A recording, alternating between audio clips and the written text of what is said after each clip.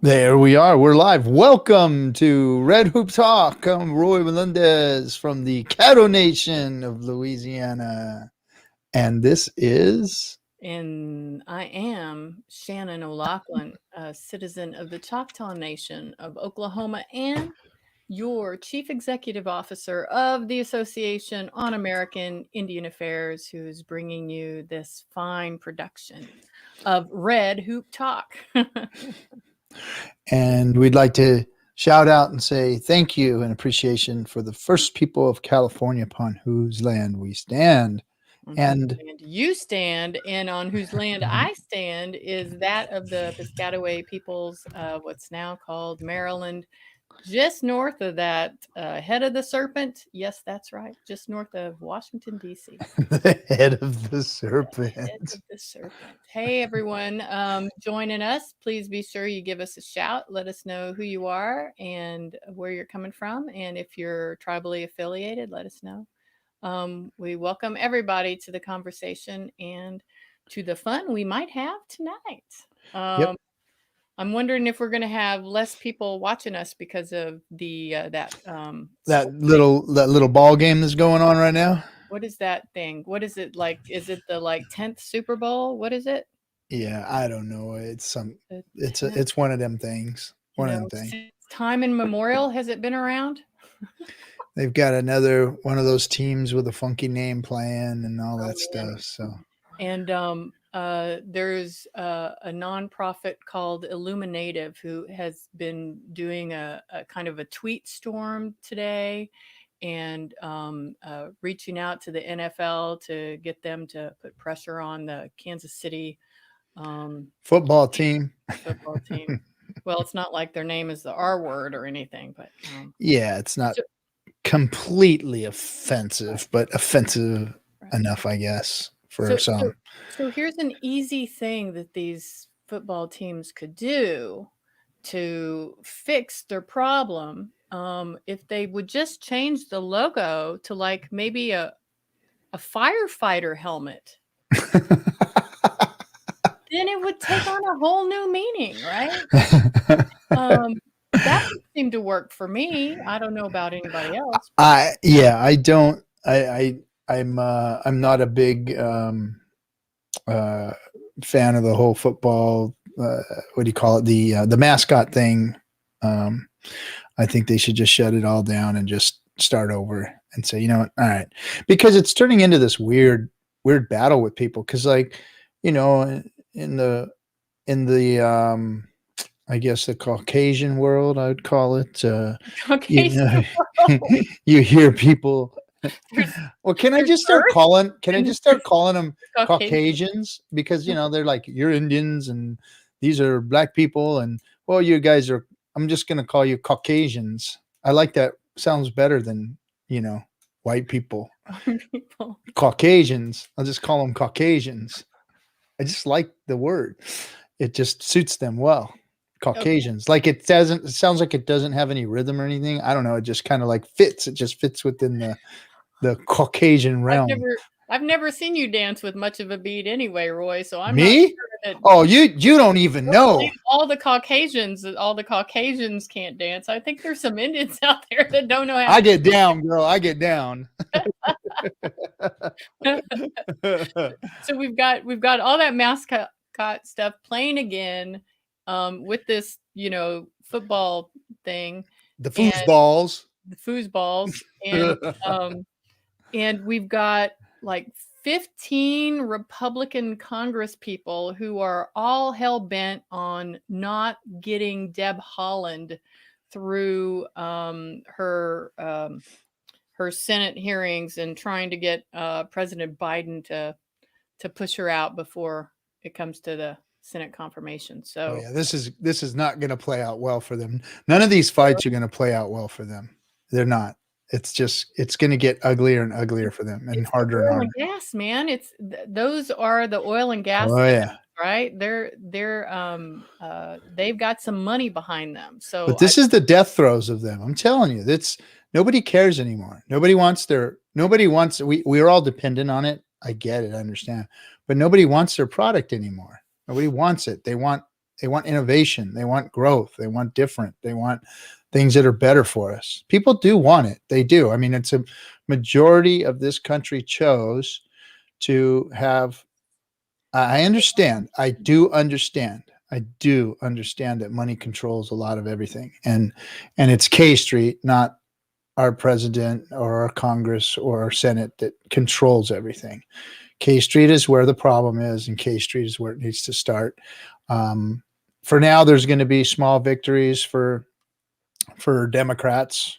They're going to pass their agenda, and the pendulum will swing to their agenda.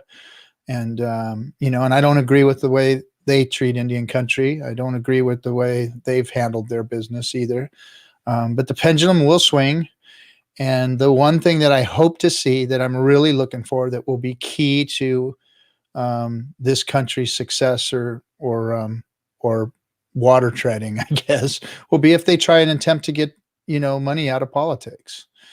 And until K Street goes away, there's nothing that that we're gonna. I mean, we'll have small victories, like putting somebody like Deb Haaland in place, but I don't think any real change is going to happen until we get that money out. I really don't even know what that means. I mean, K Street is a real. Oh, well, that's in DC. So do you mean lobbyists? Is that exactly? That's where that's Lobby Street right there. K Street is where all the lobbyists are. So I maybe that term's a little bit out of everybody's realm. There's also a strip club, I think, on K Street further. Oh, there's houses of ill repute on K Street. There's bars on K. So the whole thing is full of bars. I've walked up and down K Street. I mean, it's you got about 12 Starbucks, and you've got Panera Bread here and there in a salad bowl. And lots of restaurants. In all of those buildings, there are restaurants in those buildings, and that's where they do all their business. They have their breakfast fundraising, their lunch fundraising, and then their martini lunches, they call them. That's where the 2 martini lunch came from, is K Street. And then they buy steak dinners after that. And that's what they do all day in K Street, is lobby the powers that be. Many tribal leaders on K Street. Dinners. And it's all kinds. It's all kinds. All kinds of special interest groups are down. K Street. Well, let's not mix ourselves up with special interest groups, right?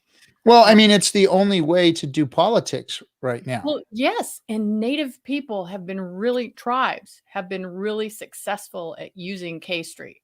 And of course, they've to push their agenda, sometimes to the worsening of their neighbor tribes, right? Mm-hmm. So there's some tribes with a lot of money who push their agenda on K Street as well. Of course.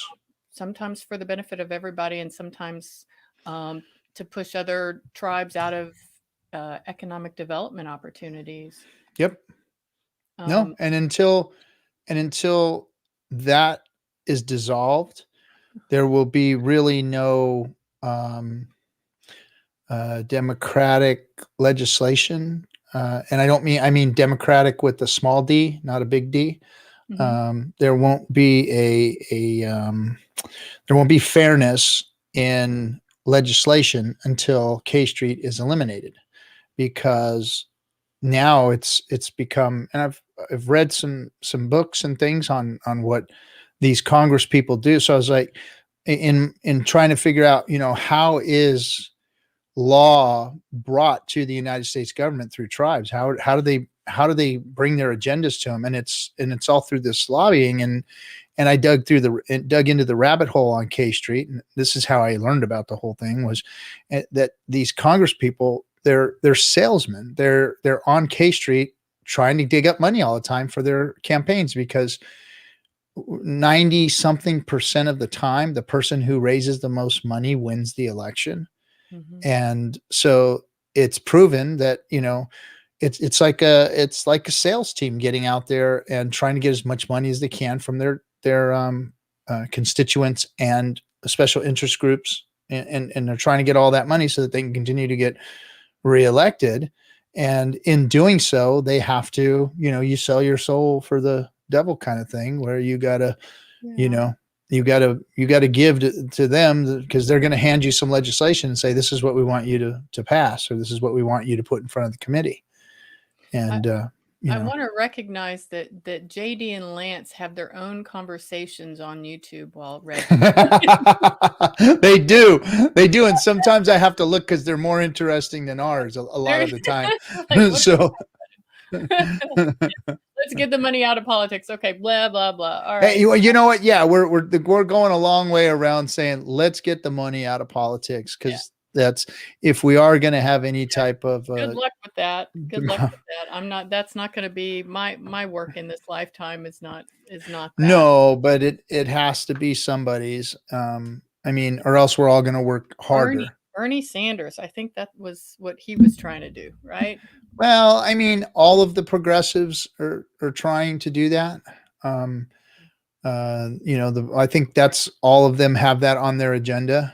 I know that Bernie is one that really pushes those things, and I always talk about freaking politics on. Well, because it's so important to what's going on right now. It's the global happening. But think about what is happening on the ground, like in Indian country on the ground.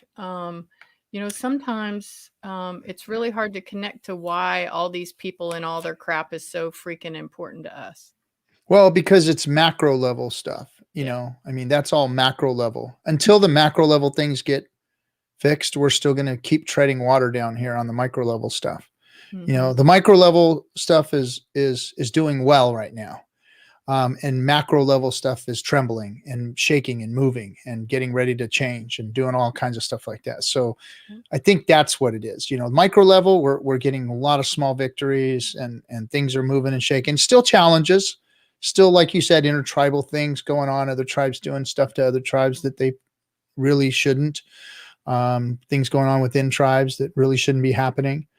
The gatekeeping of tribes at the macro level at the government, not having anybody to handle the affairs that tribes need to have taken care of at the governmental, at the federal level. Those things need to be addressed, and hopefully now this administration's a little more. I mean, I don't want to act like this administration is something special to me, because it's not. I don't think that it's there yet. I don't think that it's where it needs to be. I don't think that Indian country is going to get treated as fairly as I would like to see Indian country treated. But I think that there's a little bit more. I mean, obviously with Deb, the fact that she's even being nominated for her position shows that this administration is a little more friendly to Indian country than the previous. And they stopped the wall from being built. Stopped walling off our brothers. DAPL, we're hoping that DAPL's going to stop, and some other pipelines. And yep. And, hey, so Pepsi halftime show is coming. Okay, we're not there yet to the Pepsi halftime show. Okay, who's on the Pepsi halftime show? Is there that's the only part of this foosball thing that I like. The halftime show. Yeah. Someone tell us who's on the halftime show. So I want, besides who's on the halftime show, we have another announcement before we get to our wonderful, more intelligent than both Roy and I put together, and probably all of the people in our chat room is coming on with us, and we hope we can hold our own during the conversation. We're getting play-by-play now. Bucks just made a TD. Bucks go. All right. That's who go Tampa Bay. Go Pirates. Let's have the Pirates go. All right, You snorted. So I want to let everyone know to enjoy this time that you get tonight with our friend Roy Melendez.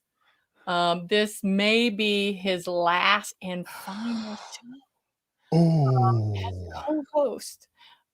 You may not ever see him So if you've got any questions or whatever for Roy, please be sure to take advantage of your time together with him tonight. Yeah, I I didn't know you were going to announce that yet. You're making me choke up.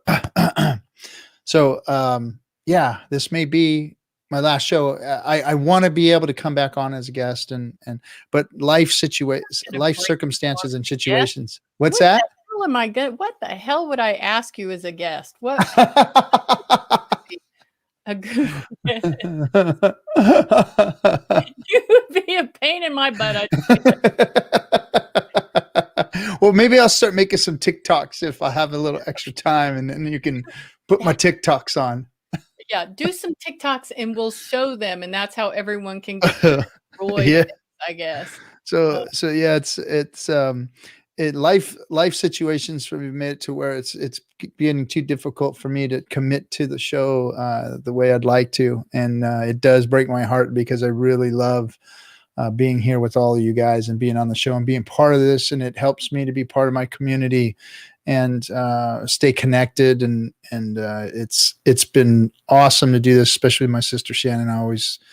It's been nice that her and I have been able to spend more time together than we have been able to in the past years. But yes, unfortunately, I have to move on and handle business. And but I will return if I'm invited and I have time.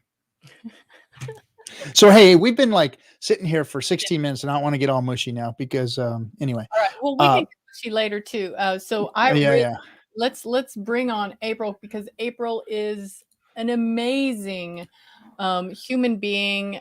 She's Hualapai, Navajo and Chinese. She is the founder of a consulting firm of her name, April Tinhorn Consulting, and she's graduated. From she graduated Jesus John Hopkins University with a master's in computer science, and so already I have no idea how we could have anything in common. April, like, what could we possibly? Hello, April. Hi. Well, Shannon, you know that we have many nighttime stories running the streets of DC in common. So, way back when, Georgetown stuff, status, right? So, That's right. Oh yeah. So Roy, this is April. April, this is Roy. Nice Everybody, this is April Tinhorn. Please welcome her. And yes, and April, I met 1999. Yep, summer of '99. Summer of '99 in Washington, D.C., back when Clinton was president. I was a White House intern. I remember that. Lewinsky. Yep, I heard about that one. I was like, wait a minute, was that my sister? Who the intern did what? And April was working with Senator McCain. Yep, Senator McCain, and I worked with Jill Peters, and she was his tribal liaison at that time. So sweet. That's right. That is good. And you have got an incredible story, April. I'm so glad to have you on. It took a little work to get some time available for you to join. And now I get to compete against the Super Bowl. We're more important than the Super Bowl. And someone will keep us. Songtree is going to keep us up to speed on what's going on in the Super Bowl if anything exciting should happen. Kind of interesting little fun fact is I actually danced in the Super Bowl pre-show when it was here at Phoenix, way back when they went and showcased the 22 tribes of Arizona, and during the pre-show they had traditional dancers like take the field, and we got to dance. That's right. Very cool. Yeah. Very cool. I remember that. When was that? Do you you remember? In the 90s. It was a long time ago. That's so That was a cool. long time That's ago. so cool. So April, you're a unique mix of Hualapai, Navajo, and Chinese. Like, where the heck do you come from? So I actually I would say I am a product of the assimilation period. My mom's mom is Hualapai, and I guess my grandpa is Chinese, and so my grandma was relocated or assimilated from Peach Springs over into California, and that's where she met my grandfather, who's Chinese, and then they created my beautiful mother, Barbara, along with her sisters and her brother. And the, I guess, tribal or native history continues on even with my parents, as they met each other in Utah as a part of the Mormon placement program. And so all those different, I guess, helpful policies or helpful periods of our history created me. And that's how you get one of my friends called me a China pie. So A China pie. Mm-hmm. That's a good one. That's a good one. You are a beautiful. I don't want to call you that. You're a beautiful China pie. I really want to call her a pie. Well, that's pie. Pie means people in our language, so it's Pai. So she's really a Chino pie. Pie. You can probably come up with all kinds of variations on that. But, that's my beginnings, and I grew up. I was born in Salt Lake City, Utah, and when my folks split for I think the second or third time, my mom took her and myself back home to Peach Springs, which is on the northwest corner of Arizona. And if you've ever seen the beautiful glass bridge that's suspended over the Grand Canyon, then that's our enterprise, and that's where I'm from. Hualapai means people of the tall pines, and just beautiful, beautiful God's country. But it's kind of like I don't know, maybe some of your listeners can relate to this. Is you don't I know I didn't appreciate what I had until I left it. And then I traveled all over. I mean, I lived and worked in Frankfurt, Germany for a while, just because I was I suppose searching, and what I was searching for was really just back home. Kind of ironic, right? Yeah, for sure. Yeah. That's what always happens to us. That's, and you can even tell your child. And I think my grandmother even told me that, you're always walking backwards to go forward, right? I like that. I mean, that's just how our lives are, and so many things seem to tie into that. But you went way forward, like you got involved in computer science, and you just must have been a smart cookie from the beginning, because I remember taking computers in high school, and the zeros and the ones. I was just that was not. Did you have to do that? Because I think I'm a little older than you. Like binary code. Yeah.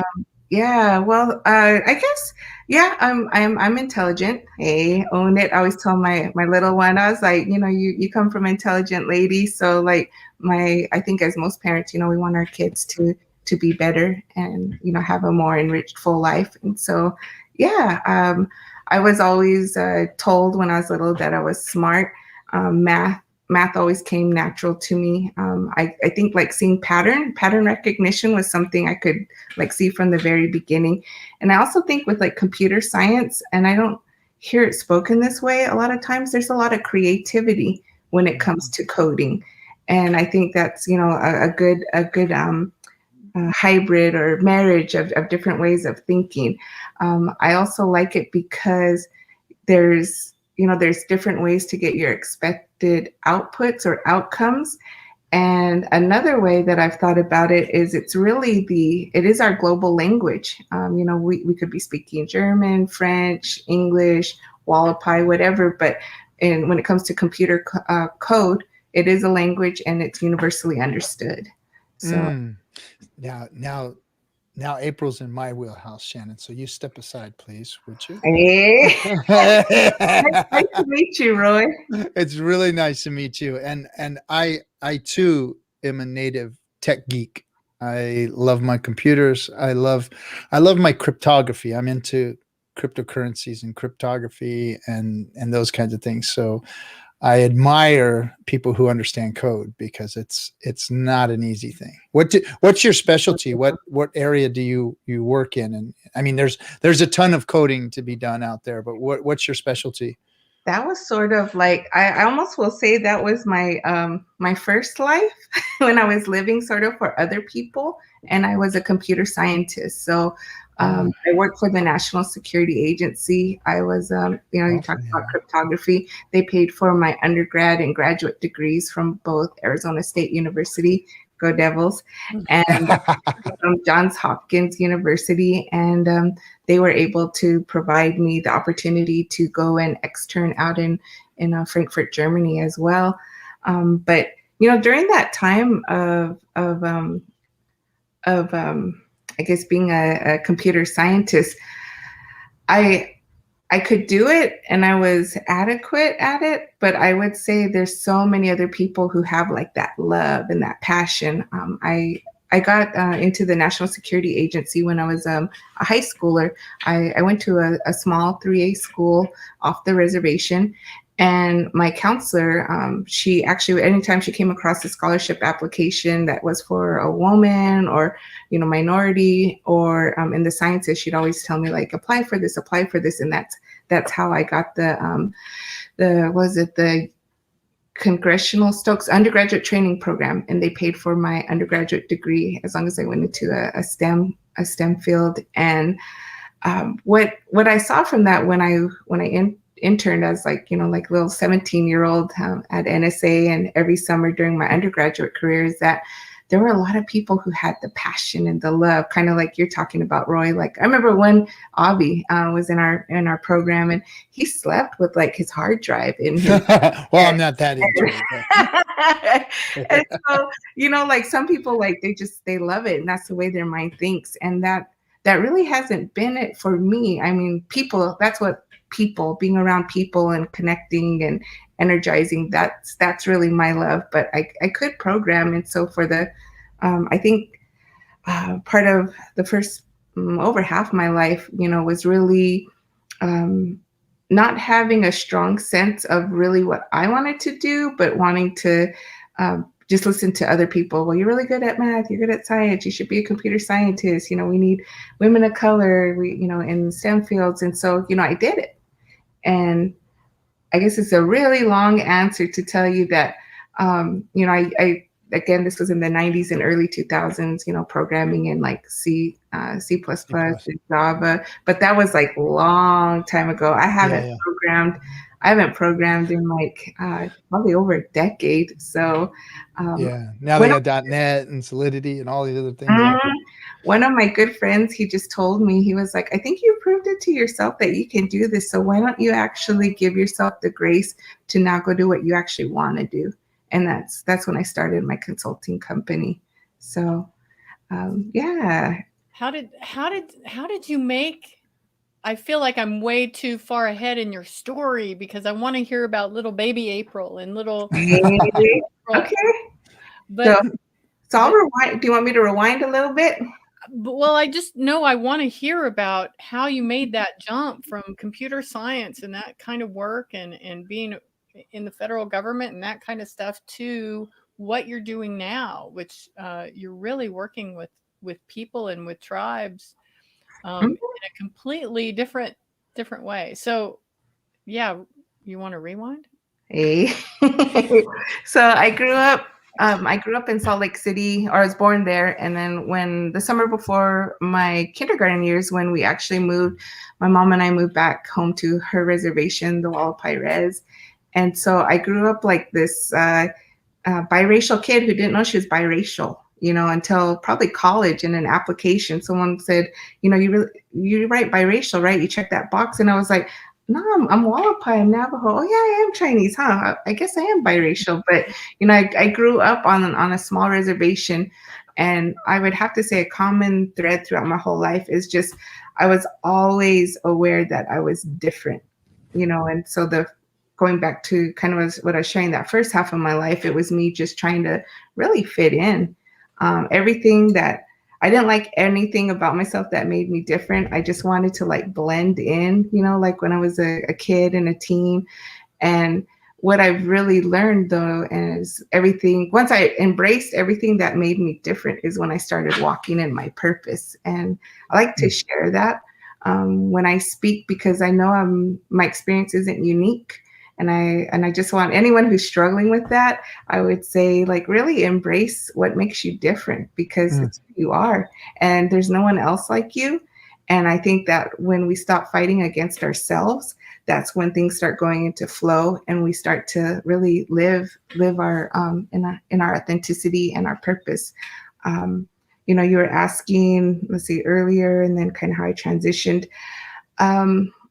So I always was the one who wanted to, I was the kid who did everything for the gold stars, getting the recognition type of thing. That was what motivated me a lot when I was younger. And I also knew that I read a lot of books. My mom she has a master's in elementary, and she's a teacher back home on the res, and she revived the library. And so she's always, ever since I was small, she always asked me what college I was going to. She always read. She made sure that I was always had a book. And so I remember, like, even though I was this kid growing up on the res in Peach Springs, I liked reading about different people's stories and cultures and what they believe. So, like Greek mythology, and just seeing that all these different cultures have their own origin stories and their stories of why, just like we do. I liked reading about those. And I was like, when I grew up, I knew I wanted to travel and experience, their cultures. I think I took a tangent, huh? Yeah, because you wound up in Germany, and that's always an interesting place for Indians to go, right? Because Germans love Indians. So they love us. Do you have any good Germany stories? What's interesting about that is because I guess my Asian side is strong, and when I was in Germany, a lot of the folks they thought I was Filipina. And over in Germany, like the Filipinas were the maids. So I got treated actually really poorly, just on the street. And then when they heard me speak, or I'm assuming it was speaking, or like, I don't know, seeing US dollars, then they would treat me better. But there was like, people, local Germans they took me as a Filipina. So kind of common though. It's kind of nice from a personal security standpoint, is most folks don't automatically think I'm, American. They know I'm something else. That's what I've experienced as I've traveled everywhere. And as long as I don't speak or wear jeans and a t-shirt and tennis shoes, and a backpack, I could be from anywhere except America, right? Until you start talking. Yeah. And pulling out those dineros. Yeah. Okay. Songtree wants to ask a question. Should we pull that up, Roy? Yeah. So what's the best approach to find a person like you, to be our ACES representative? Our school district in Aztec, New Mexico was able to become an ACES chapter, but it's not active because no STEM person will lead it. April, you have a request to be an ACES representative. So I would say that I think it said that you're in New Mexico, right? And yes, ACES has chapters by regions, and then they're organized at the high school and the university, and then the professional level. So if you go to aces.org, there's a directory, I believe, of professionals listed in there. And I think that would be a great place, either there or even on their Facebook page, and just put out your inquiry. Like, I know here in Phoenix, we have a Phoenix ACES professional chapter that's pretty active. And the cool thing I would say during this time is, like, distance isn't an issue anymore, since we're all connecting like this virtually. So I would even shift it and just ask. I would do an ask anyone you want, because virtually we can connect. So I would start there on social, or looking in the existing ACES structure. Um, you might even want to look one of their board members. I think some of their board members are local to New Mexico as well, and that probably would be a great place to start. Yeah. And for those of you who don't know, ACES is the American Indian Science and Engineering Society. Mm-hmm. Got the Yeah. acronym right. Love, love ACES. Went to a lot of their conferences in undergrad, and now, as it's kind of cool that I've been able to be a part of their program in different phases of my life and career, because my company Tinhorn was just recognized in 2020 as a top 10 Native STEM enterprise to watch. So thank you, ACES, for always supporting. Yes, yes. All right. Some shouts out to ACES. So let's talk about this Tinhorn Consulting then, and how you moved from computer science to. So let's see. So I was I guess the last time I was truly technical was when I was working as an IT specialist for the Indian Health Service in the Clinical Support Center for here in Phoenix.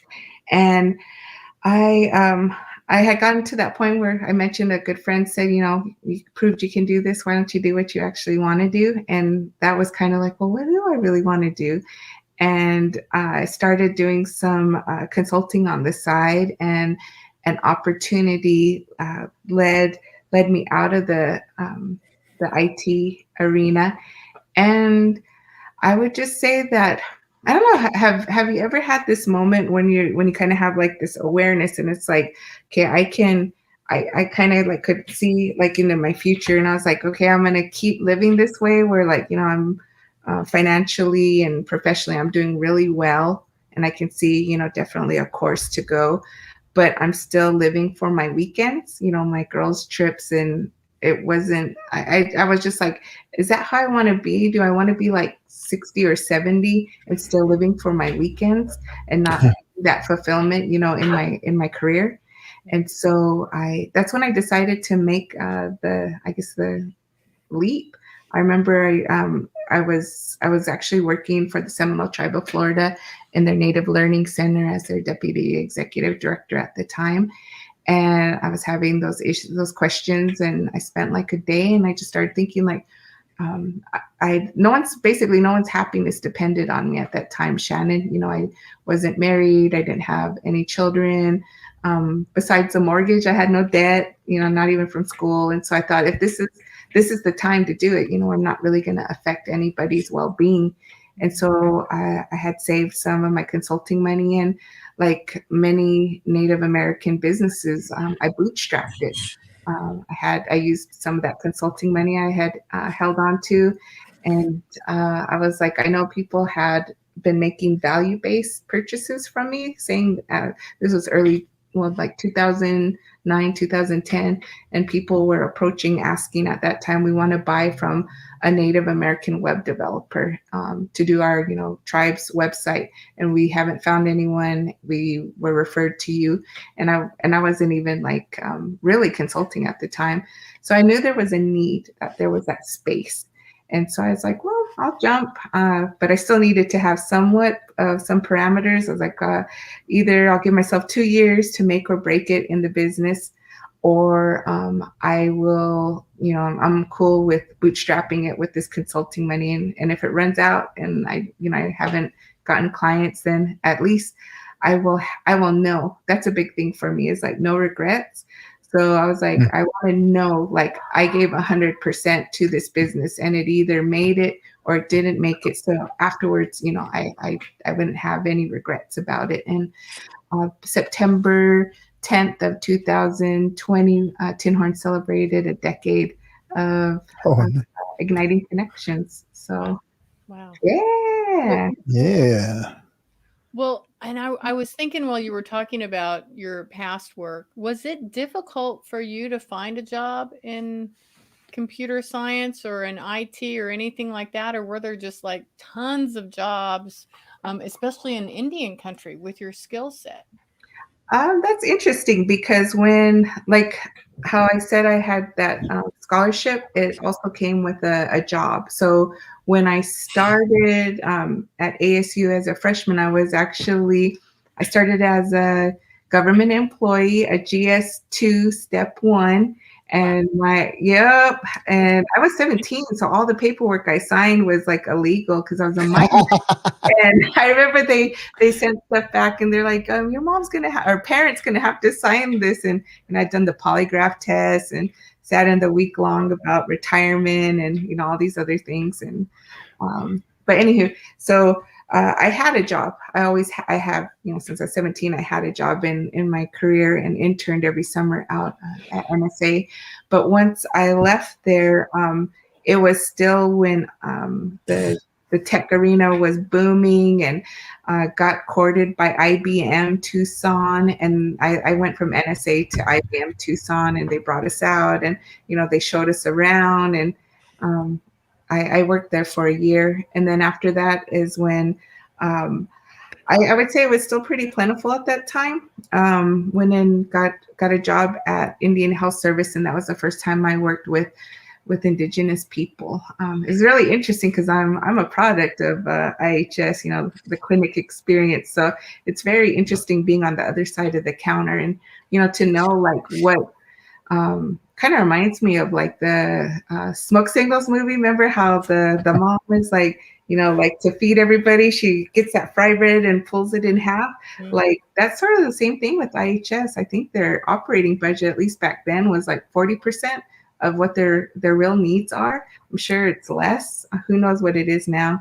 But they really do a lot with what budget that they have. And I didn't know that being a patient. So I think there's a lot of I think like a lot of businesses in Indian country, we don't talk about our successes. We don't talk about our innovations. That's just sort of like not our way. But there's a lot of great things that go on in not just IHS, but a lot of, businesses and enterprises and governments that service us as tribal people. For sure. And mm-hmm.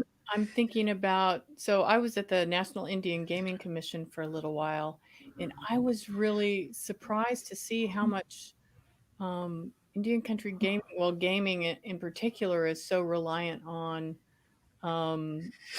tech and technology. Hugely regulated industry. Well, Indian gaming is the regulated industry. Corporate gaming is not regulated like Indian gaming is. And even the regulations are so technical that there are very few people who really understand all that technology. And there's such a great need still, even now, in Indian country and technology because of gaming. And that I think is just continues to build and needing, people with your background. But you didn't go that direction. No, but what I will say is that really you can almost put any industry you like or that you have an interest in and add tech to it, because it's the basis of almost everything. And I think especially with our new normal, that is something for anyone who's looking for a career change, or if you're younger, it's an equalizer, tech. Yes. You can be, I could, for all you know, I could be sitting back home in Peach Springs, right, with my little satellite link. And as long as I can connect to the internet, and we're not going to even talk about digital divide issues because that'll get me heated. No, but as long as you can connect, like there's no difference between you and the new Amazon's CEO that's coming up, right? Exactly. And I really think that it's an exciting time for all our different perspectives. I think about a couple of years ago, I got asked to speak in Ulaanbaatar, Mongolia, and I spoke on the digital economies in Indian country when I was over there in Mongolia. And I remember it was really interesting because I was actually there at an international women business conference. So it's a women's business conference, right? And so we were was on the main stage, and my friend who also was there, she was Navajo, and she was speaking. She spoke earlier. She goes, it was really interesting because we're at a women's conference. You know, everyone's been a woman speaker, and she goes, and then this is the tech panel. And she's like, you were the only woman and you were flanked by two men. And I was like, I didn't think about that. And the two gentlemen, one was like the chief technology officer of Mongolia. And then the other fellow, he was like one of the C-suites from, I think, one of the two top telecoms from Mongolia. Wow. And what I found interesting over there is they asked, one of the questions was, where are the new innovations going to come from in technology? And my response was, it's going to come by, like, look at the stage. You know, it's still, we're not representative of the society and, you know, societies that we come from. So innovation is going to come from different perspectives, and it's going to come from like my daughter. It's going to come from all our young women being a part of this table, because we need all these different perspectives. And I think when we kind of all skew the same, you tend to get more groupthink, and innovation doesn't occur in groupthink. So we need all of our diverse perspectives at this table. This is great, because now I get to finally talk about something that I've always wanted to talk about, which is technology and how it fits in Indian country. And I want to talk about the digital divide a little bit, because the rabbit hole of finance is one of the things that I crawled into, looking at the unbanked in Indian country, and the problems that, you know, not only the unbanked in Indian country, but just poor, underdeveloped communities across the whole country. You know, we have check cashing places, and we have liquor stores, and that's where, you know, people's paychecks are cashed, and huge you know, fees are charged for this. They don't get to bank. They don't get to apply for loans. And technology nowadays actually is starting to change that. And I'm wondering if that's what you're talking about when you talk about the digital divide, and access too. I'm sure you're talking about. I'm actually really talking about access. You know, especially I think about my community. So I remember when my mom got her trailer, you know, she's one of the fortunate ones. She was able to get an internet connection, you know, from an off reservation small utility company. And then on my another person who a few months later, she tried to get internet. She told me that they just told her we're over capacity, and they haven't been, you know, she didn't have an option for internet, unless, you know, you're still using your cell phone, right? So I think about, for a lot of our communities, you know, that we don't have reliable or high speed internet connections for our tribal communities, and I believe the pandemic has really shined a light on that as we look at our school systems, right? I mean, that was making front page news. A lot of the kids, like, was it Navajo somewhere, where they were in the parking lot of McDonald's or Taco Bell, even sitting, I think, on the concrete in front of it, or other ones who are on the top of, like, the biggest hill behind you, Shannon, you know, trying to get that signal. So that's more, Roy, what I was thinking about when I think about the digital divide. And well, that's part of it, but there's a lot more too. You know, like you said, access is the first thing, and it's then still an issue, though. Step one, access. It is. It's step one. Divider.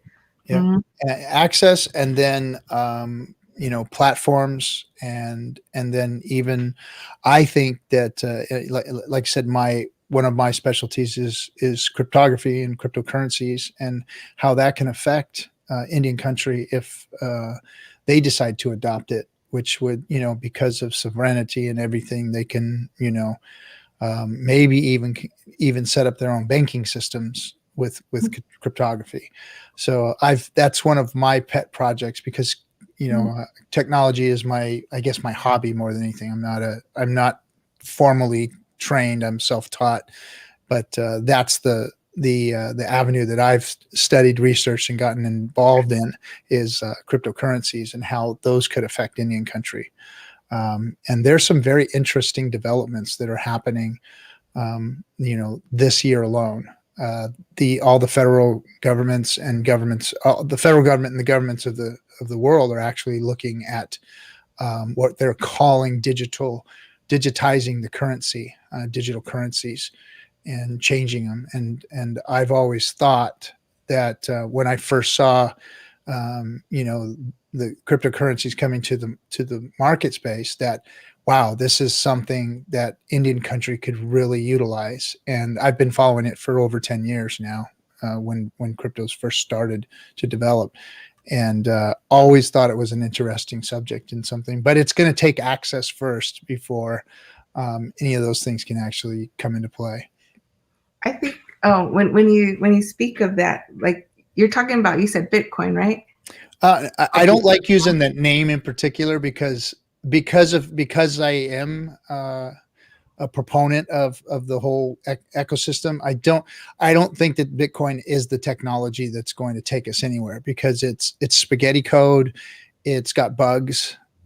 It's really right now, that's a whole speculative market too, right? But what's that? You could say that about Microsoft, but they're widely used too. Well, so. Yeah, but there's no room for growth because nobody wants to touch it, because it's the way it was built, and they wanted it to be a currency, so that nations could actually use it as their own currency, without having to use a Fed system or a bank. So Indian nations could have literally just adopted it and said, well, we're going to adopt it as our currency. We're going to be on the crypto system versus the dollar system or whatever. So it wouldn't be regulated. What's that? It wouldn't be regulated. No, that's the thing. It's not regulated. Mm-hmm. It's not regulated. Yep. So but it's too speculative. The technology that's there now it's old tech and it's not upgradable. So new technology are going to have to come out. I mean, right now, there are other things that would be available to Indian nations that would be better. I mean, PayPal alone is already a better payment platform than, any cryptocurrency can be, because cryptocurrency is just basically a database, a blockchain database that's not really fast or anything. But I mean, I don't want to get too deep into this, but when you talk about that, the first thing I think about embracing it is there's going to have to be a lot of education, especially talking in Indian country. I mean, like real talk, my mom won't save things to the cloud, so, they're like, you're talking about something intangible. Like I'm going to, I guess I equate it to even this. I have a 9-year-old daughter, and so she plays PKXD. And so it's like a virtual world, right? Where she has her own little virtual self and a house. And since the pandemic hit, our kids, our Indigenous kids, they're really creative. So they Facebook Messenger, two of her other friends got on there, and she got them into PKXD. And they actually she described what her home looks like in this virtual world. And so they actually met. Her 3 friends, they all met in PKXD, little 8 and 9-year-olds, and they're having their own little parties. They're playing.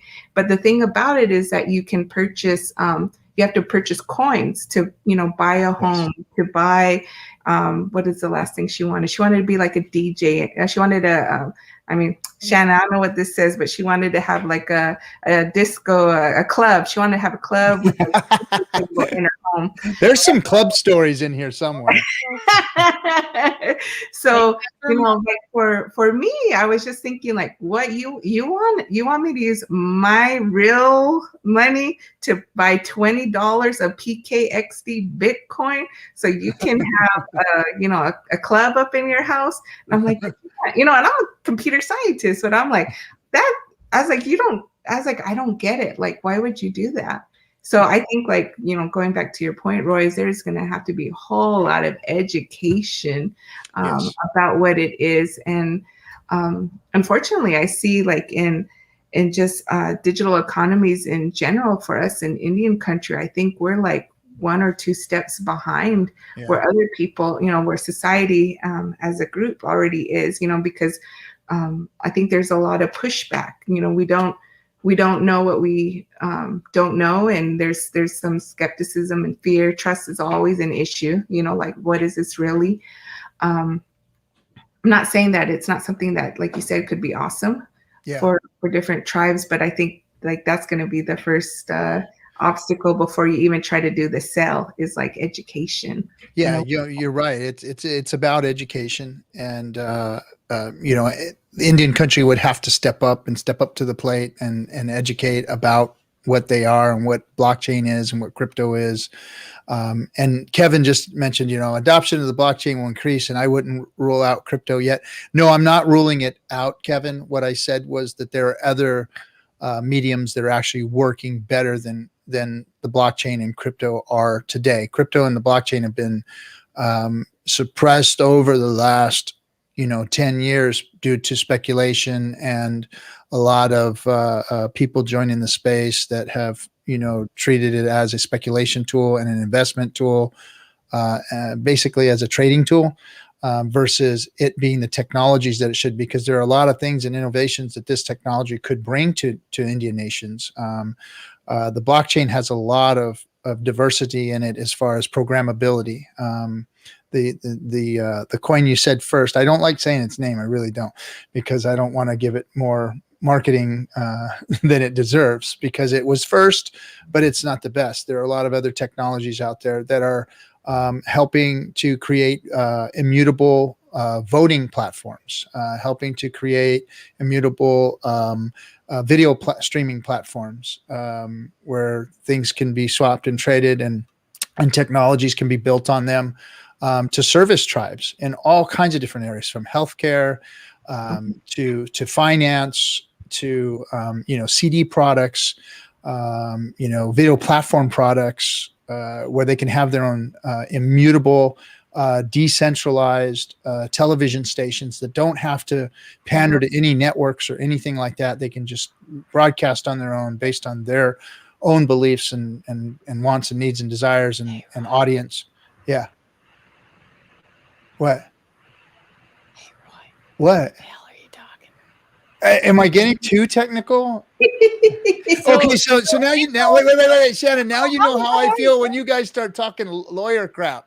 So this is how now you know how Roy feels when we start talking law. It just goes like bing, bing, bing, bing, bing, bing, bing. Oh, what is this bull crap? Wait, look at what's coming up on the support Native American mascot professional sports teams. Go Chiefs. Oh, Glenn Plentyhawk. You just got the bird from Shannon. Bird. I mean, we know how much mascots harm our youth. I don't get it. So I'm gonna drop me your contact information, Kevin, and we'll talk. Oh, you shut him down for 5 minutes. Oh, slap down from Shannon. Oh. Just come on. Is that like Facebook police? Yeah. Shannon. She did this Twitter rug pull on him. Boom. she Trump rug pulled him. April, if you want anybody pulled, I'll pull them for you. Hey, love it. Power. Awesome. But kind of maybe a nice marriage between your guys' two areas is, I remember I attended Wiring the Res conference over at ASU, put on by their law program. Mm-hmm. And I remember a conversation where they were talking about, I think it was like the loan sharks online. And then at the other end of it was like virtual sports betting. And one thing that I think one of the panelists talked about was that when we're talking about business online, who has jurisdiction? Because you're in a virtual space, right? Yes. So that kind of made me think about what you were saying, Roy, about like being unregulated and I guess living our sovereignty in a way. Yes. And in a applicable way that we've experienced with some of our clients during pandemic is, as natives, we're really creative and innovative, right? Out of necessity. Right. And so like one of my clients, Native American Development Corporation, at the very beginning of pandemic, they work with a lot of Native jewelers and crafters. And so remember like how Gathering of Nations got shut down. You know, you had all your different art markets that got shut down because we can't physically gather anymore. And they had already put together like an e-commerce site where they would do like all the technical portion, like having your having one space to sell, you know, jewelries and crafts, and then handle the business side of it, like as long as you consigned your art with them. And so that was a project that we helped them to bring awareness, you know, really to help artists who lost, you know, could have been like the majority of their annual income, right? And I've been seeing more and more examples of this in Indian country, how, again, going back to, remember, take any industry and add tech to it. And then that's where innovation occurs, when you put things that don't seem like they belong together. And I'm seeing that in Indian country of how we're utilizing, you know, this virtual space. I mean, I think we're on one of them right now, right? If the pandemic hadn't hit, would there be a Red Hoop talk? Yeah, no, I don't think so. And I see a lot of, like, I have elders that they are doing ceremony online. They're doing ceremony on Zoom. Yep. You know, folks are utilizing this kind of technology to try to bring people together in various, you know, healing circles, talking circles, recovery, and other places to help keep everyone together and in community as much as possible. So how over the last 10 years, like, I really liked how you were explaining that Indians aren't going to have any of that blockchain. What are you talking about? Kind of stuff. But I liked how you explained it, because that's probably a lot of what you're doing in your work is you're trying to create options and be creative and kind of climb those hills that may be difficult to climb in Indian country with tribes and other entities. So can you talk about your work some more? And I want to pull up your website here. And we are going through a redesign. I have to at least put that out there. But you know what you are talking about, Shannon, that is one of our 3 core areas, and I like to call it digital translation. So I've always kind of been in that middle space, you know, like even when I worked at NSA, yes, I'm a programmer and, you know, worked in with a team of software engineers, but then we might work with like the HR department or somebody, right? So you're taking gathering requirements, you know, using everyday common language, and then being able to then talk to another audience who are like, okay, but I need specs and I need inputs and outputs, you know, and I've always been able to think that way. And so I call that digital translation. And that's one of the things that we do at Tinhorn. We work with tribal communities who really, our vision is to disrupt perceptions about us as Indigenous people. And we do that by working with a triple threat type focus. Like it has to it always has to benefit our tribal communities, whatever project we take on. And of course, you know, it's going to benefit our client, it's going to benefit Tinhorn, but that's a guiding light, a principle for my company, is that it will always benefit tribal communities. So, you know, that's, especially during pandemic, I've seen this, is that you know, we may have our tribal departments or tribal nonprofits, we may have our tools, you know, our tablets, software applications, but we still need help with that first step. Okay, I got it. I'm supposed to connect. I'm supposed to, you know, like still do business online, but how do I connect? What's my first step? You know, how do I utilize this? How do these things integrate? And that's one of the things that we shifted and we're helping. And I'd like to say that we're helping to fortify the digital workspace for Indian country, and also the like digital literacy too. I mean, let's start there, Roy. You know, one of my good friends at a tribal hospital working, on his res, saying, "Oh, 2021 is going to be for Tinhorn. It's all hashtag TechEase 2021 because I want to flip the way people think about it. Technology, most people are like, oh, I'm scared, or it's difficult, or I don't understand it. No, we're just easing into this, and we're gonna connect with each other. We're going to still continue to do innovative things in Indian country, and we're going to help you do that." So Nice. even your Bitcoin example, like that's something that my company could help with, is with the awareness campaign and bringing our lived experience growing up in different tribal communities, being from the communities, to be able to get the examples aren't going to be about, two-story homes in New York City or somewhere. I guess that'd be skyscrapers, right? We're going to talk about it, what's applicable to our communities, give examples from Indian country.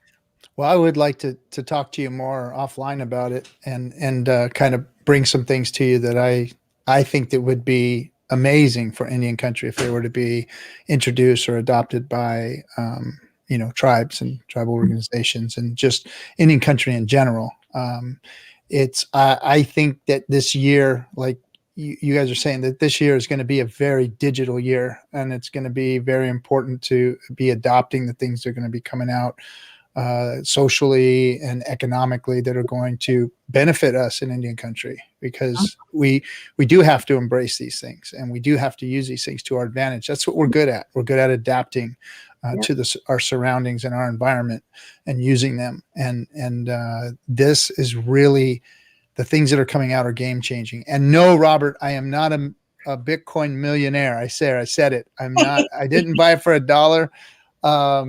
And that's not why I'm leaving. But yes, I do understand cryptocurrencies in depth, and they're a passion of mine. And I've always wanted to see how Indian country could use them, because I want to push back on Shannon for a quick second here. What? Because they're not going to be all into the Bitcoin. Well, look, we use digital currency today. You never see your dollars. Your dollars are removed from your pocket by a credit card or a card that's attached to your debit.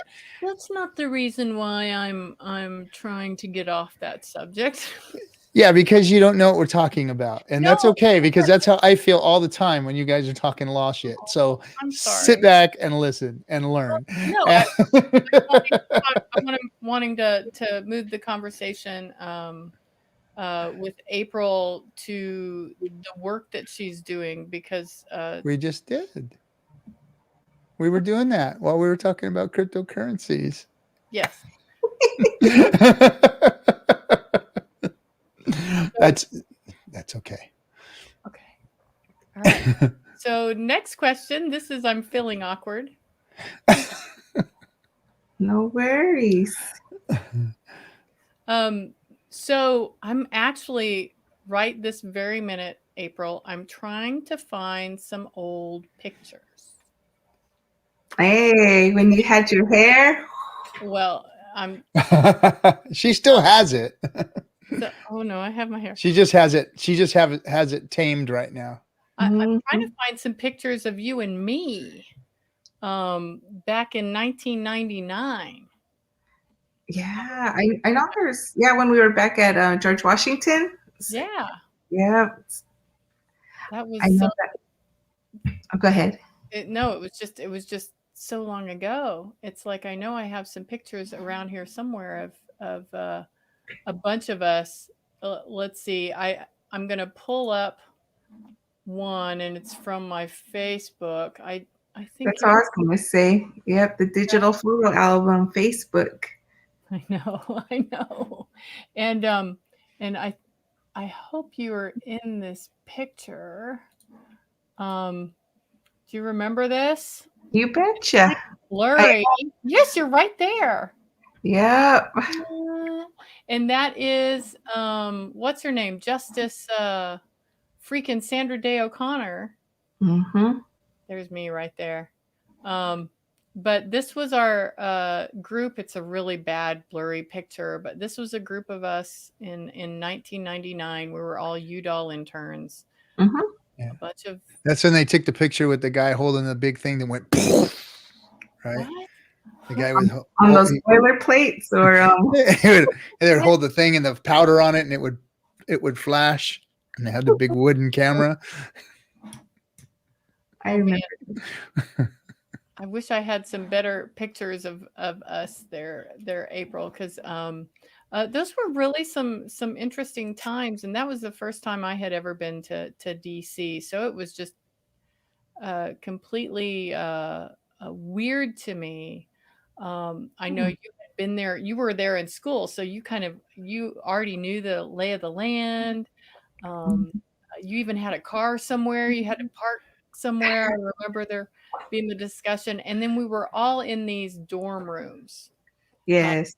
I remember you calling me, Shannon. You were like, man, I was really looking forward to meeting with the president, but this girl Monica got in there first, and I have not been able to get a minute in with him edgewise.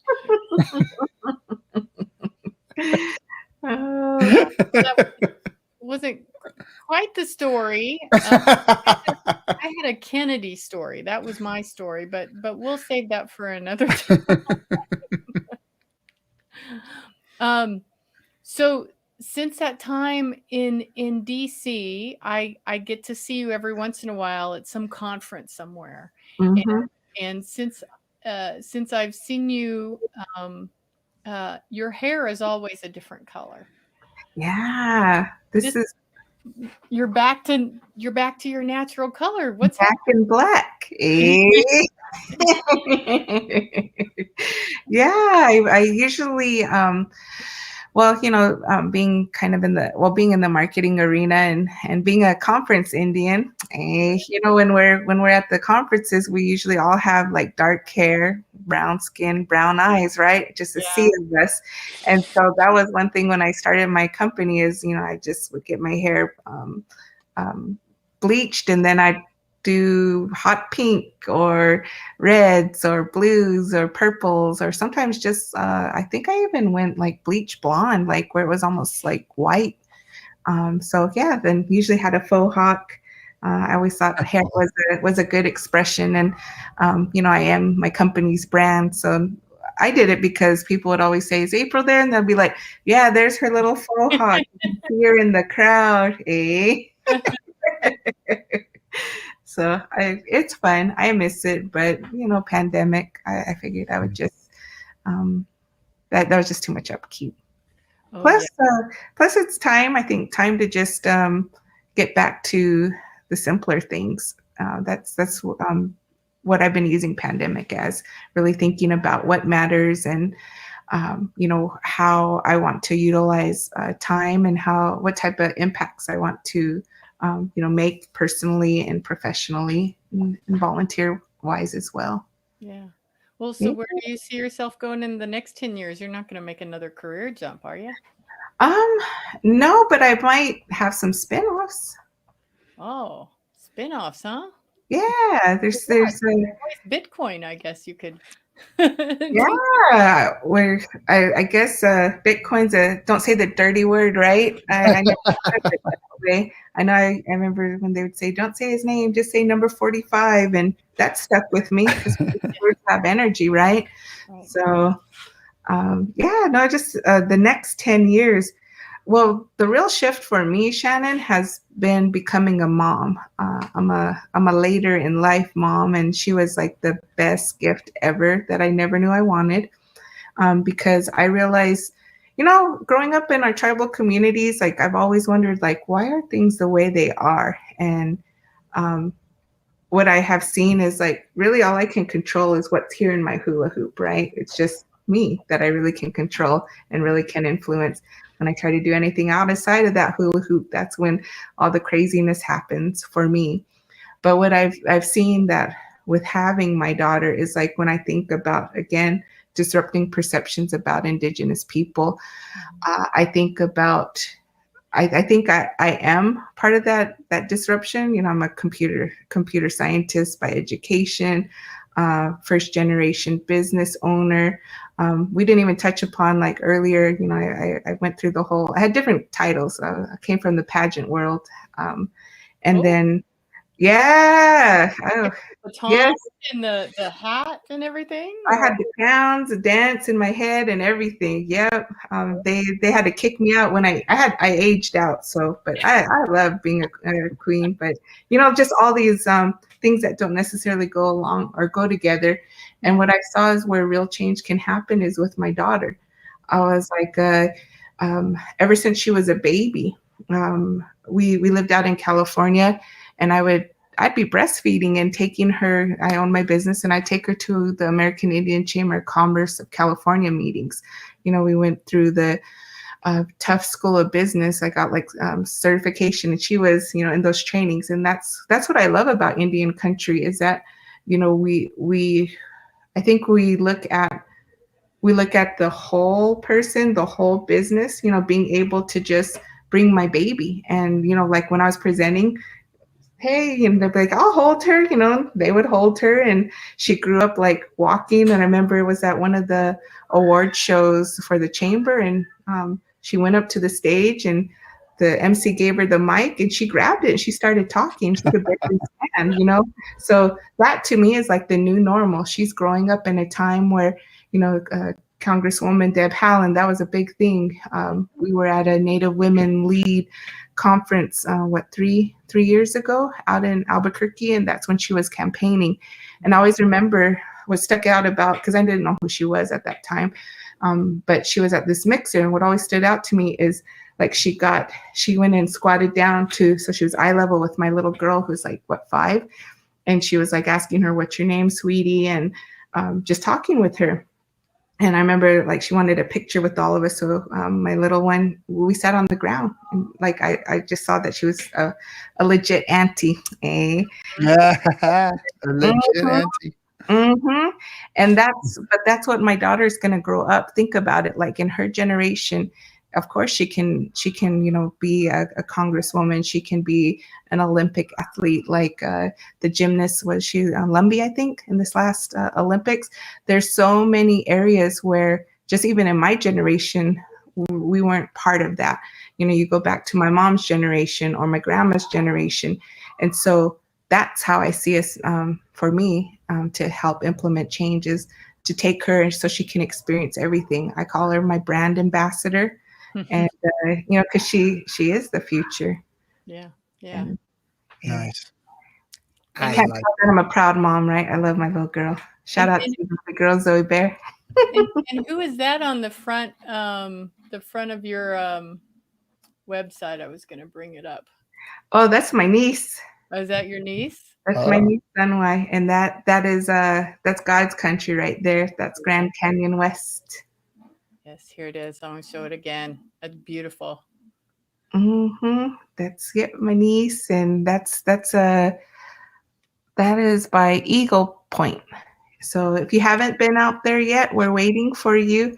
We're open every day, sun up till sundown, Grand Canyon West, and come support a Hualapai Tribal Enterprise. That's where the glass bridge is. Skywalk, yes. Oof, man, I'm afraid of heights.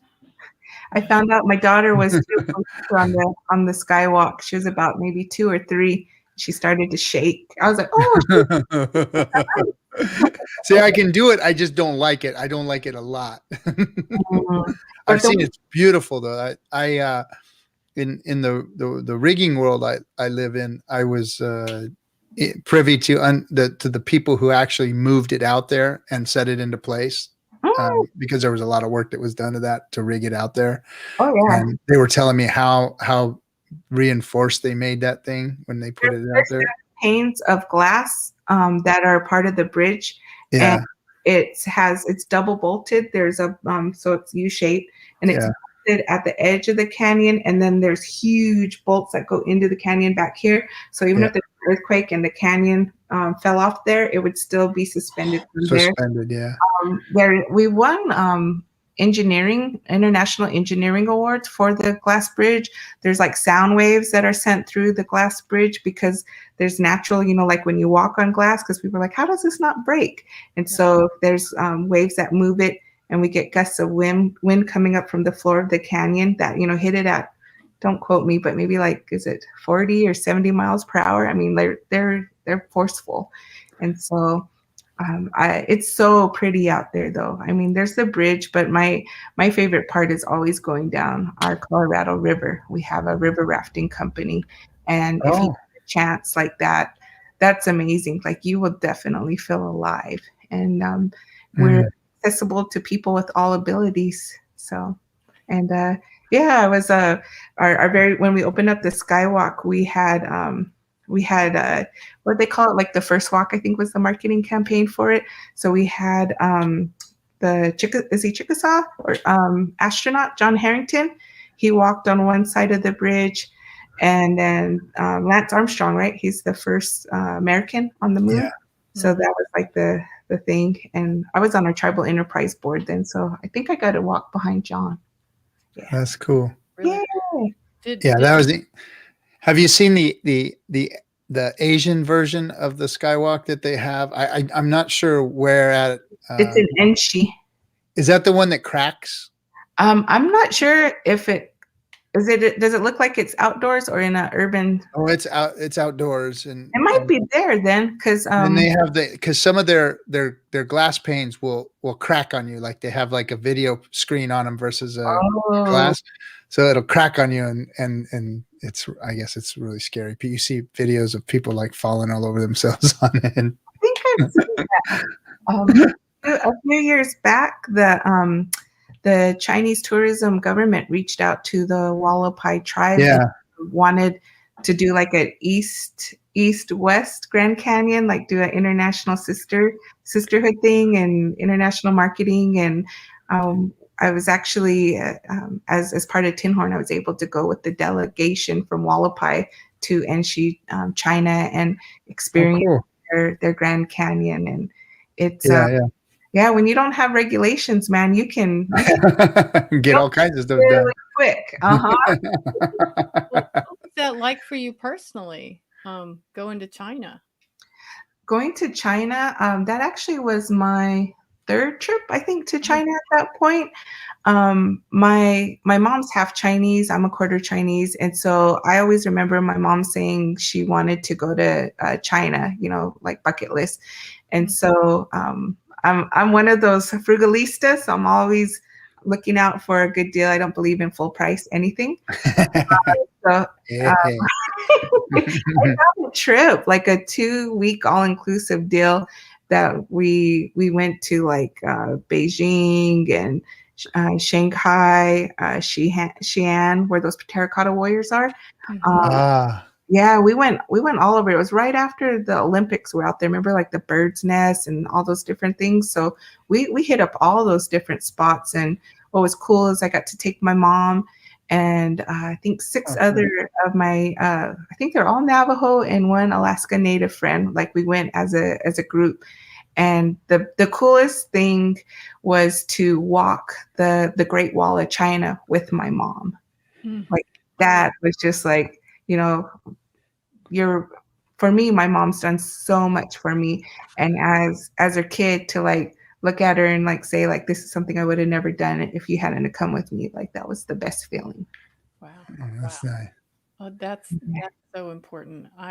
Man, is anyone asking any good questions here for April? Here we go. This is a great one from April Skinnis. She's asked, what's your opinion regarding foreign countries establishing businesses on the reservations?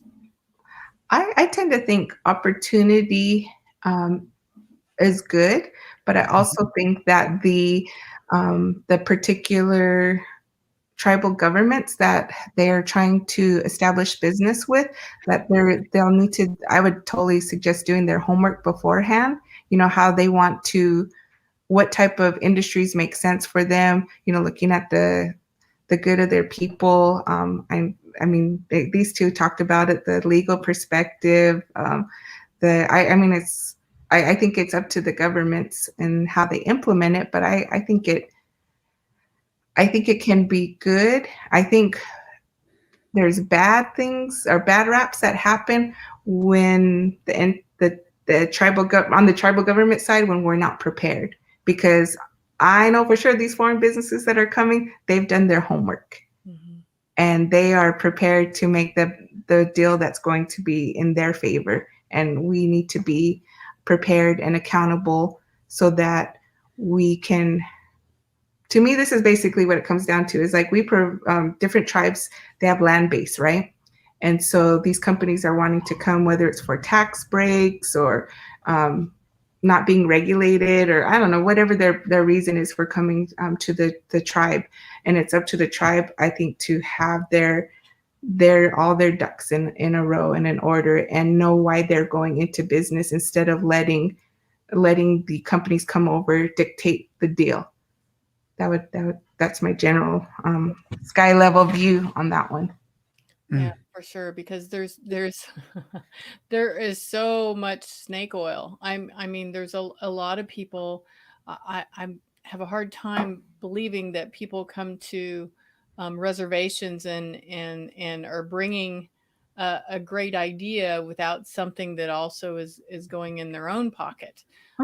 You know, so we've got to just be cognizant of that and know that there's some great opportunities there, but we've got to do, like you said, we've got to be prepared and do our homework. Do you get involved? Like, I know that, do you get involved in economic development work or help to support it through your efforts, April?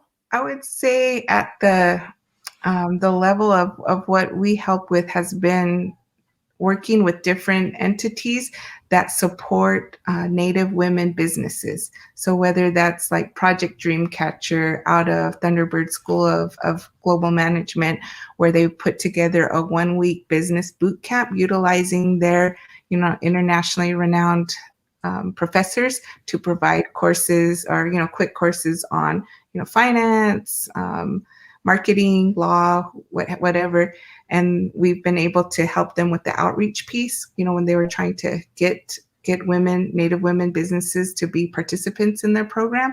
And then also helping them during that, they also took participants to brick and mortar Native businesses here in the Phoenix area. And we helped coordinate those efforts with them. And I would say that it's been more at that level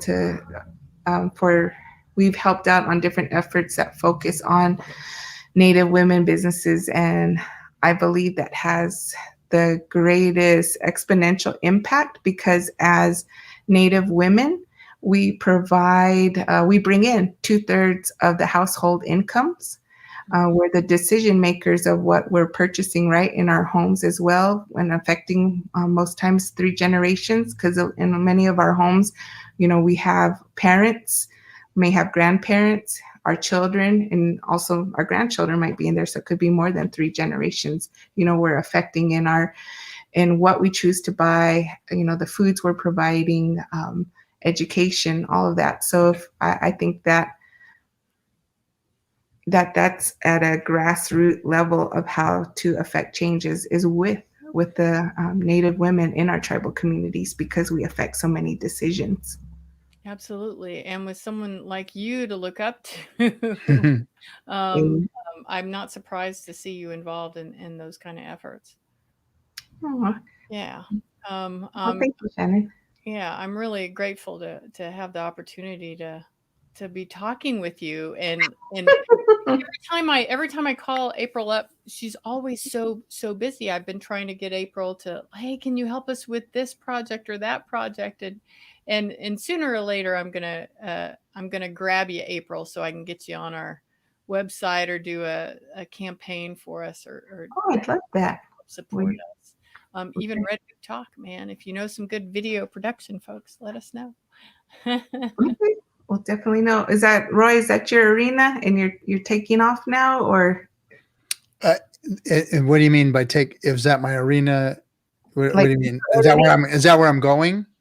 I didn't know if you were doing video editing. I just heard earlier that he's close to worthless on the stream thing, except for his opinions and so no.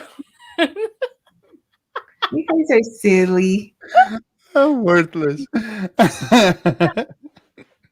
No, he's not doing video production. He's going to be a corporate shill. I'm a corporate shill. a corporate. He's going into the business world. I'm I am in business development for a company, and I'm setting up a rigging division, a machinery moving division for a company in California that does industrial and office industrial movements. So they do logistics for companies, Google, Netflix, big companies, and they move big old metal crap. And we move big shit. I move. I'm what's called a millwright by trade, and so I move heavy equipment. That's what I do. Yeah. But my plaything on the side is computer science. I like computers, and cryptography is my icing on top of everything. Those are my hobbies, basically. I'm still like moving big things. Yeah, like so companies who have machinery that they make plastics, they make metals. For instance, SpaceX was a customer of mine for many years. So I moved. I was actually the only one allowed to move the transport that actually took the humans up to the space station. So every time they had to move that around the test facilities at SpaceX, I moved that around, and so that they could do all the work on it. And then when they shipped it to Florida for its launch, I actually put the thing on the truck and prepared it to move it out to Florida. So that's what I do, is things like that. That was the commercial SpaceX? Is the commercial flight? Yes, commercial flights. Yeah. Backstreet Boy or NSYNC guy? Yeah. Elon Musk. Okay. The Backstreet Boy. I like that. Well, wasn't one of them he was training to be like a for-profit astronaut and go I don't know. I didn't hear that story. I don't know I don't know his story that deeply. I'm all about pop. Well, I used to be all about pop culture. Being a mom, I don't have all the time to keep up with people I don't know. Yeah, if Backstreet Boys was as far as pop culture as you're getting, that was a while back ago. Hey, they'll always be. Even my little one knows their songs, so it's catchy. Catchy is always catchy. Yeah. Chad, get in touch with me. Send me a DM or something on the channel here. Yeah, and I've got Chad's. I believe I have Chad's. Yeah, send me your email and we'll connect. He's a John Deere fella. Chad, in the country. Mm-hmm. Oh, okay. Yeah, great. Yeah, I would love to talk to you. So yeah, that's what I did, and yes, I did play with the Backstreet Boy guy, Elon. But yeah, it's that's the field that I'll be spending most of my time in, and then just taking care of my family and kids. I have lots of kids. Well, not lots, but 3 is lots for me. Mm-hmm. He's got enough. Stop doing that. Don't do that to your wife. Believe me, we're done with that stuff. Okay, good. We've got the whole thing. I've got a college student. I've got a high schooler, a 16-year-old daughter, high schooler, which you guys know what that means. And then I've got my 4-year-old little boy. So I got college, high school, and preschool all at one time right now. So it's my house is chaotic. I got one going to make pizzas and one leaving cars on the stairs to try and kill me. And then the other one just driving me crazy with TikTok and I never know who's in the room with me anymore because my daughter's on the FaceTime or whatever talking to friends and so I don't know if like I'm in the room with all of her girlfriends because she could have her phone sitting there with everybody watching what's happening in my house. So where are you in your home now? Because I haven't seen anyone streak by or. No, I locked myself in this room. I'm in a spare our guest bedroom, and I built a studio in here. And yeah, I tuck myself away and hide. And they have come in a couple of times. My 4-year-old comes in and he looks at me like, you can't say nothing to me because you are on stream. I know. So I'm just going to try and see if I can get your attention. And then my wife likes to come in and ask me things while I'm on stream. So yeah, there's no peace.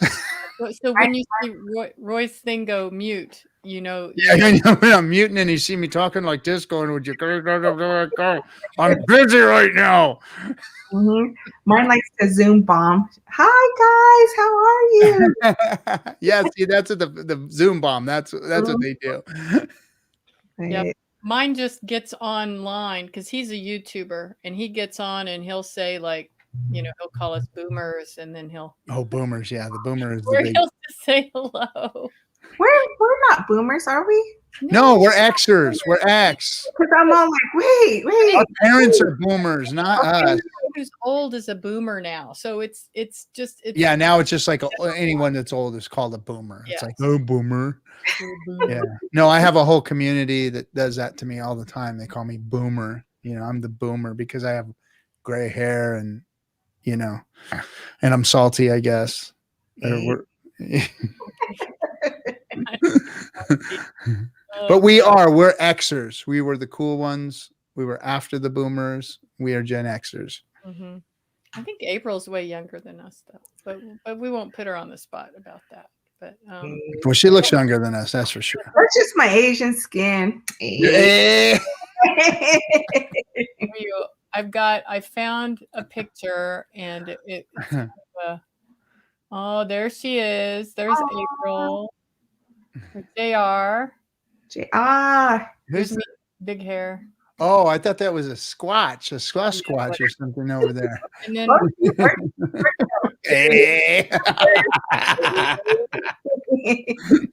and then our friend Justin, who yeah, Justin. He was a good guy. He was a fun man. He was a good kid back in the Udall intern days. Mm-hmm. Yeah, well, he's not with us anymore, Justin. But anyway, yeah, we had a really good, interesting group of people that were part of that Udall, and it still goes on. Like every once in a while, well, it's been a while now, just because it's COVID. But I usually get to go and meet all the new interns and tell them, give them a little bit of my experience back in 1999, like it's relevant anymore. The most important experience I can give youth now is just like, just don't be stupid like we were. You have don't do anything stupid. Don't get caught. No, just kidding. Don't get caught. I'm just kidding. I see youth as much smarter than I was. I'm not going to say that April was, because April was smarter than all of us. But I feel like kids have a lot more going today. I don't know if you feel like that, April, with the work you're doing, but it seems like they have a lot more opportunity and a lot more. They're just smarter. They're not doing stupid, silly stuff like we were. They just do stupid, silly stuff a little smarter than we did. I think a lot of that, maybe the opportunity part, it could, and maybe both. I can see it both ways because of like social media. I think we're aware of so much more now than we were when we were kids, because when we were teens, because back then to find out about things, it was flyers and letters, right? There was like no central location to get information. It was really by people personally, like, hey, fill this out, or this is happening. Whereas now, like, you can just Google, right? Yeah. And then I think as far as what kid, I still think they're into things. I think they're just different things. The one thing I've noticed is that it seems like even before COVID, a lot of younger folks, they don't gather in person. Or when they're physically gathered, they could physically be at the same table, but they're all doing this. Yeah. Yeah. And I think that there's a lost art of being able to have a great conversation. Yeah. But they do the same thing. Like when I was in the high school era, there was an In-N-Out hamburger stand where everybody went on Friday night. And that's where the social media happened. Everybody, if you wanted to find anything out or know where the parties were or meet with your friends, everybody went there, you know. It wasn't like you could call somebody on the cell phone and, you know, everybody just left their house and everybody went there, and then the parties broke out from there, or the 49 or wherever we were going was from there. You know, that's where everybody went, you know. So it was just would do the same things, but they're doing the same things, but they have better media than we did. So they're in the comfort of their own home, you know, doing stupid things with each other, and we were out in the parking lots and back alleys, you know. Anyway, and that's why they're way better. Hey, just kidding. You know, we were like isolated in a home.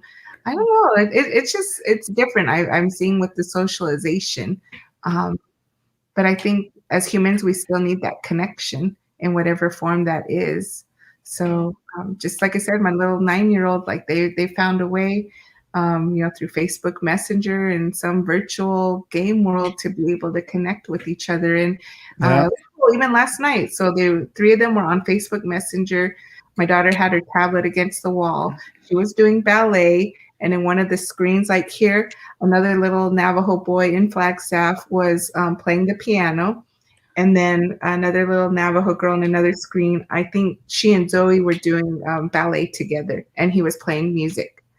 And so, like, they were still able to, I guess, have a jam session, or, you know, I mean, even that, like, what Rez kids do ballet and play piano, you know? Maybe they do. I don't know. But that, I was just like, wow, that's cool. But that's cool. I mean, to me, that's the evolution, you know? But they still found each other. They still were connecting, and they were laughing and having a good time. I just found that really, I was like, wow, that is really interesting, because they didn't need any of our help to do it. They figured it out. No, they got it all figured out. They do. Yeah. Like my 4-year-old, he can work a phone. He knows his mom's code. He picks that thing up and he's on it. He knows where his games are. He knows where his videos are. He turns them on, flips them around, switches them around. I see him sitting there working it like a pro. I'm like, he's 4. How the hell did that happen? How did that happen? Scary, very scary. It's not, though, because it's progress. They're learning. They're using the tools that are available to them, you know. Well, what I'm really excited about is when, you know, our language can be portable, where we can work with our language on apps or be talking with people. Like I can take a language class with folks back at Choctaw. Well, we can do that. We can do that. A whole room of us, you know, learning and teaching one another, and things like that, I think are really important. Are there and your Siri speaking back to you in Choctaw, right? Yeah, if I had an iPod, iPad, whatever. iPhone. Yeah, iPhone. I don't have. Or you could have the other one, Alexa. Alexa can talk to you. Alexa, yes.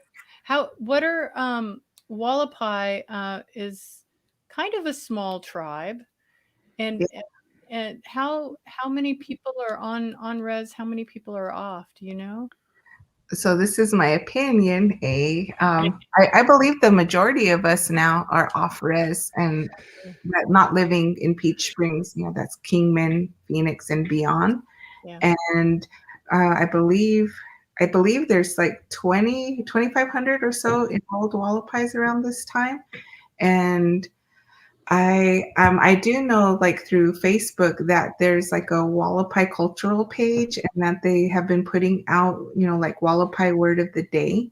And so I like to see what different folks are doing. I remember there was this was a while back, like Tinker Toy or Tinker something.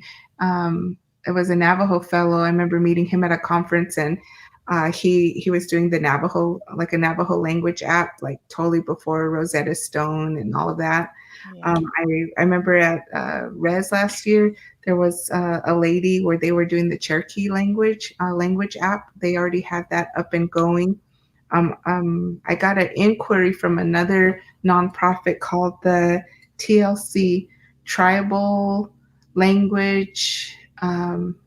Forget what the I was for, but I think he was saying, the executive director said they have 43 different indigenous languages online, whether it's from a dictionary or to like spoken word recordings. I'm not sure, but I thought that was really interesting.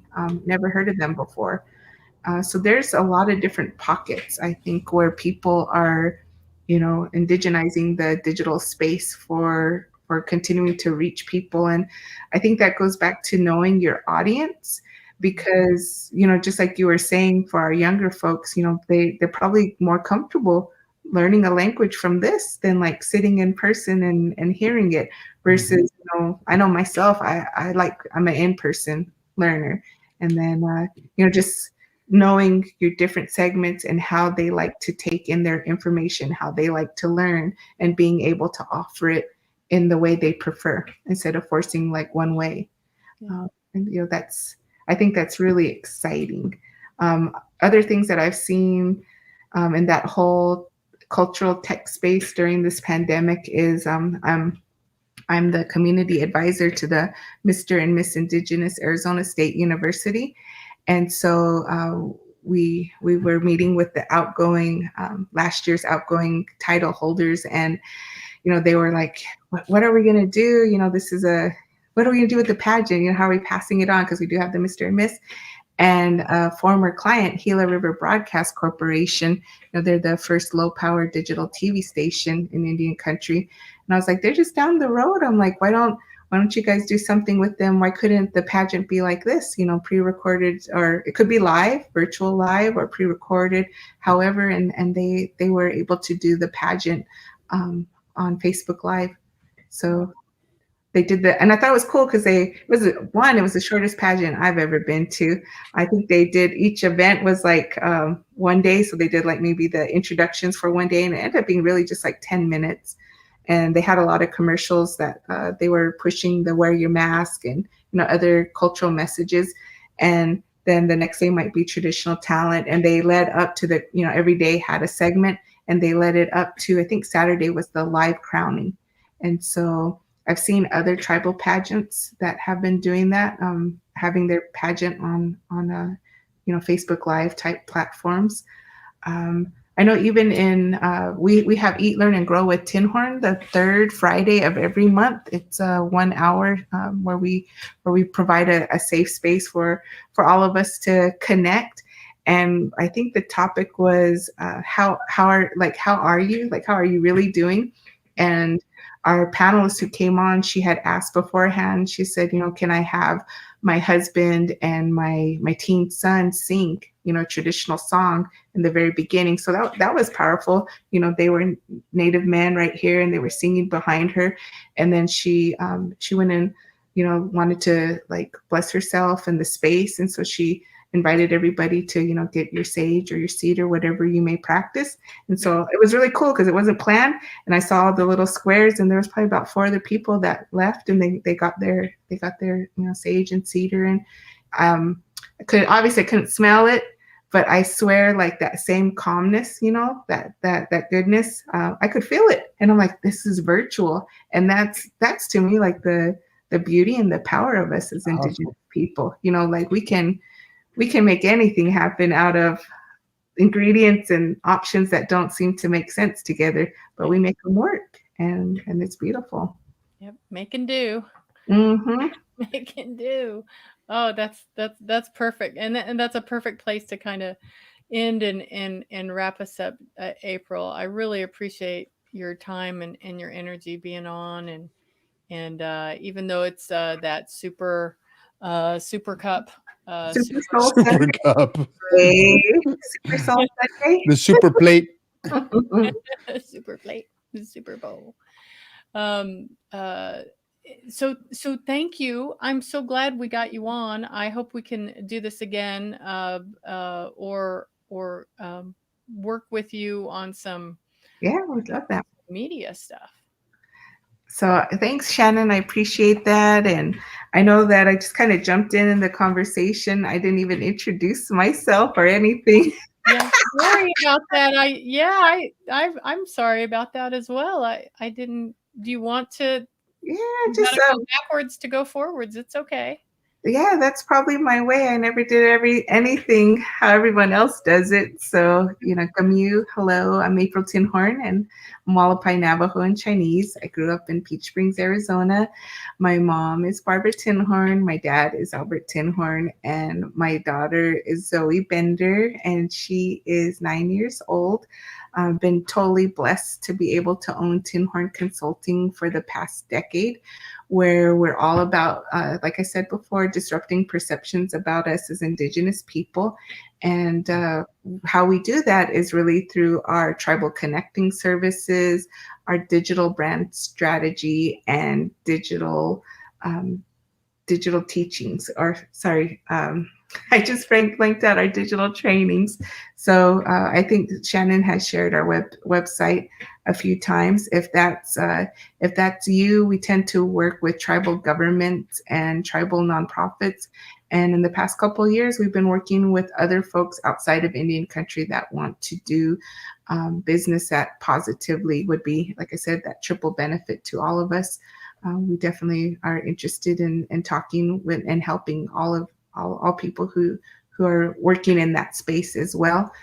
You can find us, as you see here, tinhorn-consulting.com, and we're very active on Instagram, Facebook, LinkedIn, and YouTube. So definitely would like to invite you all to our next episode of Eat, Learn, and Grow, which is coming up Friday, February 19th at 11:30 a.m. Mountain Time.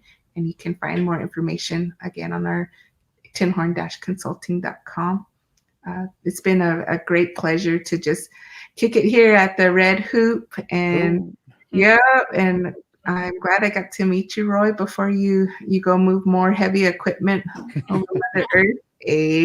But I know that Indian country is very small, and I'm sure we'll all cross paths again. Yes. Definitely looking for the time when we can actually be in the same physical space to feel your presence, your energy. And if there's anything that I can do to help you or anyone out here in the digital space, just hit me up, please. I'll drop my information in the comment section. Yeah. All right. Thank you, April. Yeah, I was going to do that as well. Well, go ahead, because I'm like, where's my I see private chat button in the comment section. I don't see a box to drop anything. So if you can, but not let you do it. I didn't know that. But no worries. You can see it right here, the red box. It's just tinhorn-consulting.com. There you go. There you go. Or just Google April Tinhorn. You're going to find her. You can find her all over the place. Awesome, JD. All right, April. Thank you so much. Thanks so much, April. Take care of yourself, and we'll talk soon. Sounds great. Have a great one, everybody. Bye-bye. She's awesome. She is. That was fun. That was fun. I should apologize. I shouldn't have. I regret flipping the bird on Red Hoop. You did. You did. You are the. I'm sorry. I'm sorry. No, seriously. I'm serious. Well, now, okay, everybody, meme that for her, please. I apologize to Glenn Plentyhawk. It's just I get so damn tired of people saying that mascots are not, who cares? And I understand that. It's not really, when you look at what's happening in Indian country, mascots are way far down the list. But if we can't start there, then where are we going to start? Well, there's so many places. Like, pick any issue. I mean, we've got a few, but but mascots and stereotypical images are what the world sees of us and what the world knows about us. It's their And perception. to be able to have some power and control and say over how our image is displayed in the public, I think is really significant, and it's significant to our kids and our youth. So I get a little bit, teed off, especially when I'm hearing it from someone I'm assuming, though I don't know, Glenn, that I'm assuming that you're an Indigenous person because of your moniker, your name that you're using. So I apologize for flipping you off, and I apologize for being a passionate. I shouldn't have spoken to you that way, Glenn. And have let you have your opinion. But Roy, on the other hand, how you doing, Roy? I'm good. Good. And I am going to miss being here with you. I really am. And I am saddened and excited to go off on my new journey to, go work with the Bobs and make things happen over there. It's an opportunity that's going to be really good for my family. So it's not like I'm leaving in despair or sadness or any of that. It's a whole new opportunity for me, and it's going to require a lot of intense application of my time. So that's why there is a goodbye here. So, but at any time that Shannon needs me and I can arrange it, I will come on and help out or be here or in whatever capacity I can. So. Yes, I think we knew this day was coming at some time or another. But what we've got coming up is changes, and change is always difficult, but it's always good. Next week we are going to have, it's Valentine's Day. If you didn't know that, it's going to be February 14th next Sunday, and so I want to let you know. I can't even finish what I was going to say. Kevin, thank you very much. He knows me so well. Also, Kevin, get your information to me, Kevin. We'd like to talk to you too. Or Chad, that was Chad. Chad, well, both of them. Yeah, both of them. Kevin's a crypto bud, looks like. Oh, really? Yes. Yeah, he looks like you too. He's wearing glasses and he's got facial hair. Are you sure that's not? It's not my brother. It's my brother from another mother. Next week is Valentine's Day. Yes. So I want. We're going to have a really interesting show next week. We're going to have the one of the best couples that I know in Indian country who's going to be here with us, telling us all sorts of hilarious stories and giving out free love, snagging, and other kinds of. Oh, I'm going to miss that one. And so it's George McCauley and Sandy Whitehawk. Sandy Whitehawk was with us a few weeks ago as a guest, and they'll be coming and joining us as a couple to provide your Valentine's Day advice. And if you're sitting there on Valentine's Day, you're going to need more than advice. If you're married or you have a significant other, you better be having candy or dinner right there with Red Hoop Talk in front of you. Exactly. We'll all have our chocolate. We'll be there with our significant others, and we'll enjoy a Red Hoop Talk with George and Sandy. Fry bread with lots of honey and powdered sugar. Lots. No. I gained weight too, Roy. So can't be doing that kind. All right. Roy, we'll miss you. Thank you so much for your time and your energy that you and we're glad that miss you too. Yes, all that stuff. Crap. All right, everybody. We'll see. Well, Shannon, we'll see you next week. Thank you for everything. Love you all. And like, comment, and subscribe. Yes, go and subscribe to our YouTube channel, and we'll love you forever. Yep. Keep it red and keep it real out there, everybody. All right. Good night. Good night.